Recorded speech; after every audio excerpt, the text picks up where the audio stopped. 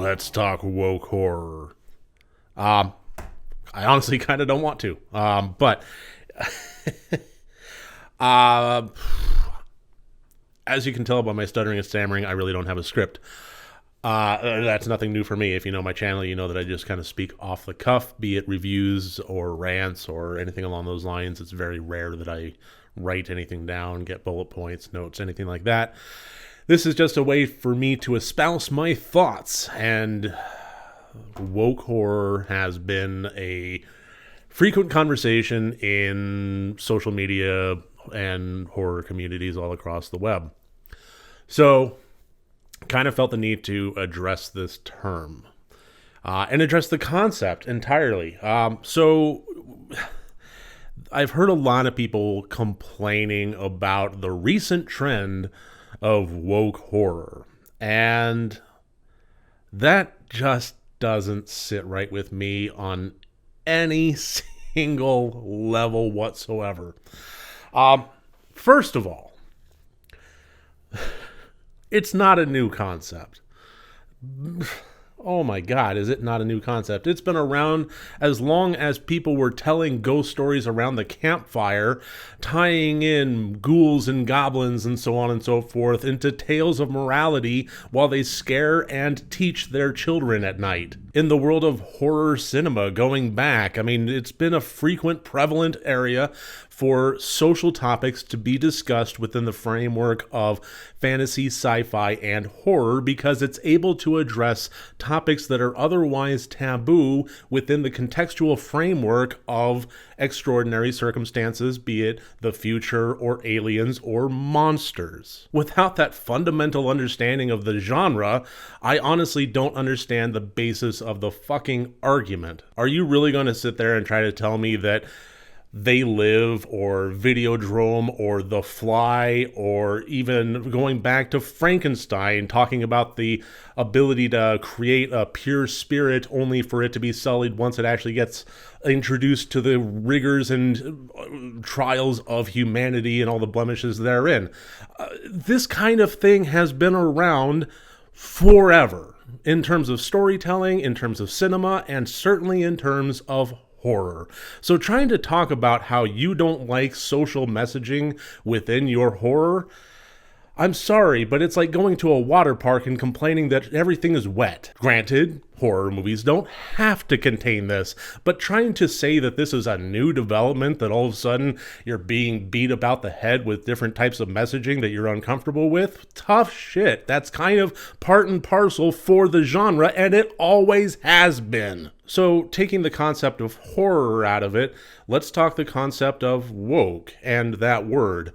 I've been trying to search for what woke means in any kind of formal sense, and honestly, I just get a lot of mixed messages about it, but suffice it to say, everything that I'm seeing basically equates it to respectful. Apparently, the concept of respecting one's fellow human being is woke. When Timothy requests to be called Tim, or Michael requests to be called Mike, or Carl requests to be called Sheila, apparently, abiding by their wishes is somehow fucking woke. Well, that just seems like it's respectful to me. Somebody wants to be called something, somebody identifies as something, I value them as a human being, so likewise, it's a simple matter of respect that if somebody is trying to communicate something, that I am listening to them, that if a topic is being broached and some perspective is being lent to it by somebody that is very familiar with it, very firmly involved with it, and trying to educate others, that I'm listening and I'm not simply waiting for them to stop talking so that I can interject my thoughts.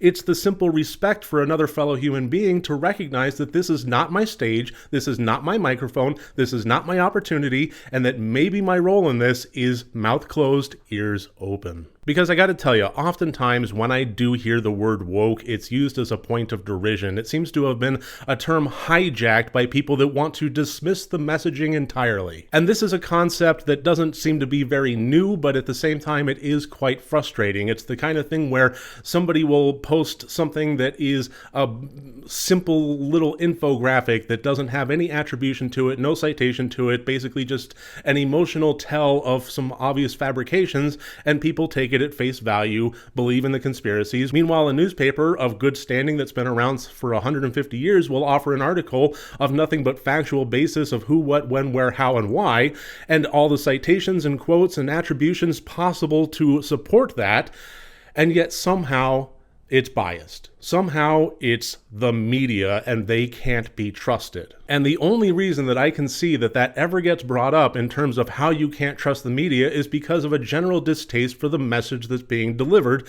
So instead of actually arguing about the who, what, when, where, how, and why, finding those quotes, finding those citations, trying to poke holes in the argument itself and approach it with facts of your own, it's simply called fake news and written off. So too is the arguments that's being brought forth when social messaging is being put out there, imbued within our storylines, imbued within our sci-fi, fantasy, and horror. It just gets dismissed. There doesn't seem to be any argument behind it. There doesn't seem to be any point for point or any poking holes in citations or anything along those lines. There doesn't seem to be any real dialogue about this. It simply gets called woke horror and dismissed. I was watching a video, or at least the several minutes of it that I could stomach, of the fucking quartering calling Candyman woke horror.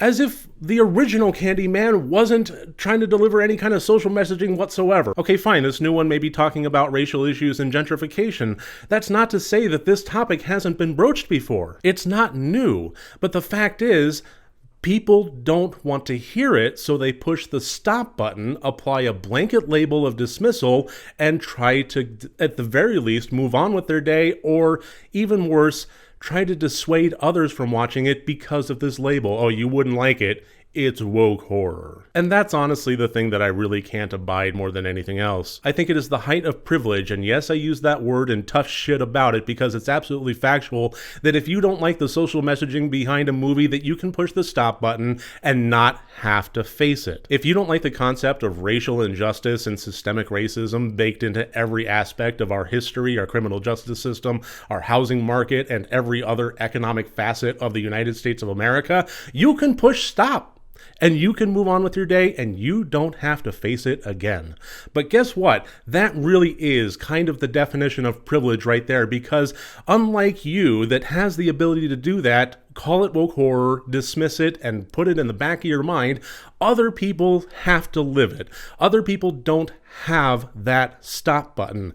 They can push stop, they can stop the movie, and they can walk out their door, and they're still faced with that exact issue 1,000 times a day. They have it growing up, and they have it when they go to school, and they have it when they want to become a writer, and they have it when they want to become a director, and they have it when they want to tell the story on a filmmaker level that is now being put in front of your eyeballs. They are telling their story, and you're dismissing it with a single label.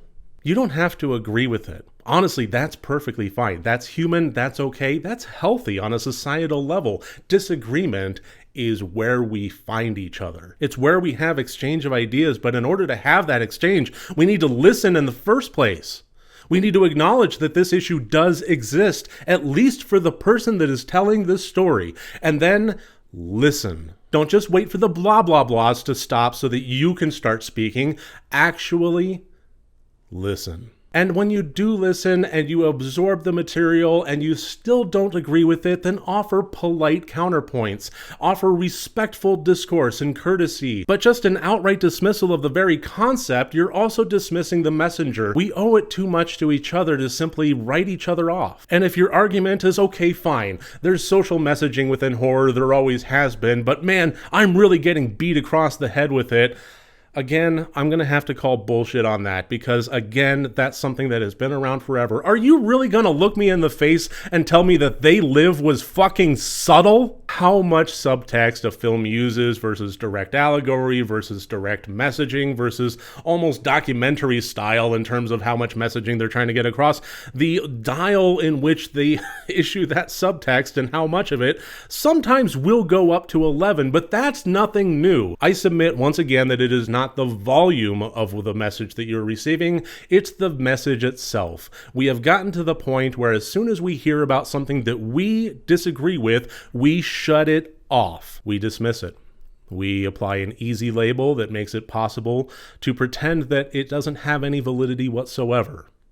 Fake news. Woke horror. Where textbooks and nonfiction is the successful transfer of information from author to reader in a way that transcends language and time, so too is art in the successful transfer of emotion between artist and viewer that transcends language and time. And cinema is no different, and just because it's a zombie movie full of guts and gore and boobs doesn't mean that it is not art. And if somebody wants to say that art should not have a message behind it, to those people I say, art is lost on you. You have cut yourself off from being challenged. You have cut yourself off from having your worldview opened. You have cut yourself off from being emotionally targeted. And at that point, what's the point? It's just an echo chamber from then on out. It's only listening to the arguments that already support what you believe. What kind of growth is that? What kind of human being is that? And what kind of respect are you going to be able to have for any other human being out there when that's all you expose yourself to? I am, again, not saying that you have to agree with all of the messaging. I'm just saying that by simply listening to it and opening up and allowing yourself to be exposed to it without dismissing it out of hand, you become a well-rounded human being. I just really opened myself up for some fat jokes right there. But regardless, it's true. So for all of you writers and filmmakers and horror lovers out there that want to imbue the message of your passion and your life within the art that you create, be it transgender issues, racial issues, financial issues, whatever you want to do to critique and criticize and shine a light on society and its ills, please continue doing so. Keep being woke. I'll keep watching.